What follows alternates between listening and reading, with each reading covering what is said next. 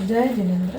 गणेश जी बाबूजी की कहानी। गणेश जी बाबूजी छोटा बालक को रूप कर चमटी में चावल और चमची में दूध ले गाँव में फरे है कि मैं कोई खीर बनाई दो। यदि लुगाया कहवे है कि चमटी में तो चावल है, चमची में दूध है, जो अतराकरी कितर खीर बनावा हाँ, वे तो सब नट जावे न कोई बनावे कोई नहीं है। यदि एक डोकरी ही बनाती रह जावे ने कहवे कि माँ जी मारे खीर बनाई दो, डोकरी कहवे हाँ बेटा घणी बनाऊँ। तो डोकरी तो छोटी कटोरी लई के इमें दूध गाल दे। यदि गणेश जी बाबूजी कहवा लगा कि माँ जी ठामड़ो तो मोटो लावो, वो तो छोटो घणो है।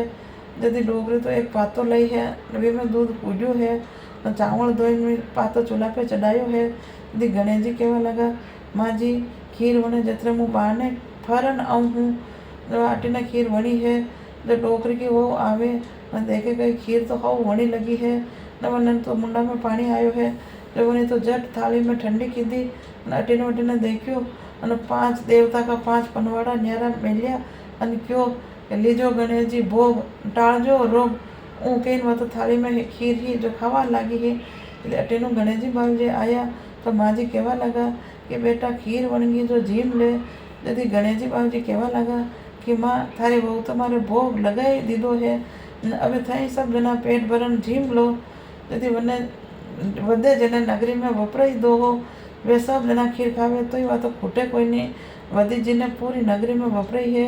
ये गणेश जी बाबूजी वनी डोकरी के हेलापो कीधो तो सबके करजो, डोकरी ने टूटिया तो सब ने टूटजो। बोलो गणेश जी बाबूजी की जय।